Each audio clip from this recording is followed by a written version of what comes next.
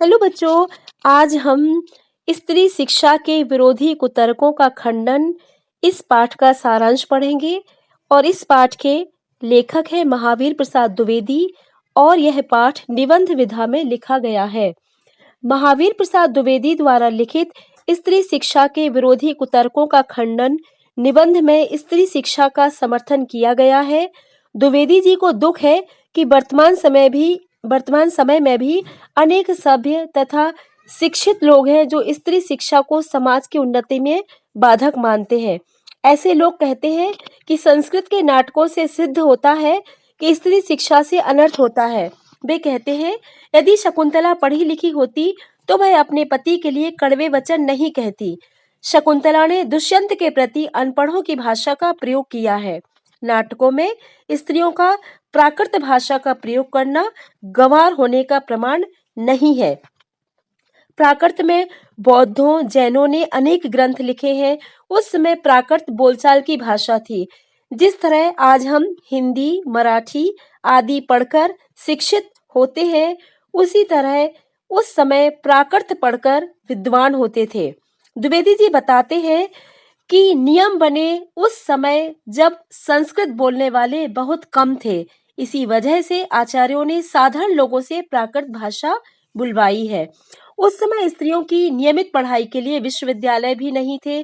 आश्चर्य की बात है कि प्राचीन ग्रंथों के आधार पर की गई नई नई खोजों को तो हम मानते हैं, किंतु स्त्री शिक्षा का विरोध करते हैं। हिंदुओं का मानना है कि वेद ईश्वर के वचन है। वेद मंत्रों का उच्चारण ईश्वर ने स्त्रियों से कराया और आज का आदमी स्त्रियों को पढ़ाना पाप मानता है। ऋषि पत्नियों ने शास्त्रार्थ में बड़े बड़े विद्वानों को हराया है। शिक्षा पुरुषों के लिए अमृत है तो स्त्री के लिए जहर कैसे हो सकती है। लेखक एक बार मानते हैं कि पहले स्त्रियां अनपढ़ थीं, किंतु आज तो शिक्षा की आवश्यकता है, इसलिए स्त्रियों को पढ़ाना चाहिए। लेखक तर्क देते हैं कि रुक्मणी ने श्री कृष्ण के लिए जो पत्र लिखा था वह पांडित्यपूर्ण है। इससे स्पष्ट है कि रुक्मणी अनपढ़ नहीं थी। शकुंतला को दुष्यंत ने गंधर्व विवाह करके त्याग दिया था, इसलिए उसका कटु वचन कहना स्वाभाविक है। राम ने भी सीता का त्याग कर अपने कुल की मर्यादा को गिराया। इसी कारण सीता राम को राजा कहती है, आर्यपुत्र नहीं। सीता परम ज्ञानी जनक की पुत्री थी। वह ज्ञानवान थी। यदि पढ़ने में अनर्थ होता है तो पुरुषों को नहीं पढ़ाना चाहिए। पुरुष पढ़ाए जाते हैं तो स्त्री को भी शिक्षा दी जानी चाहिए। आज स्त्री शिक्षा की बहुत आवश्यकता है। स्त्री शिक्षा के विरोधी समाज को हानि पहुंचा रहे हैं और समाज के विकास में बाधक बन रहे हैं।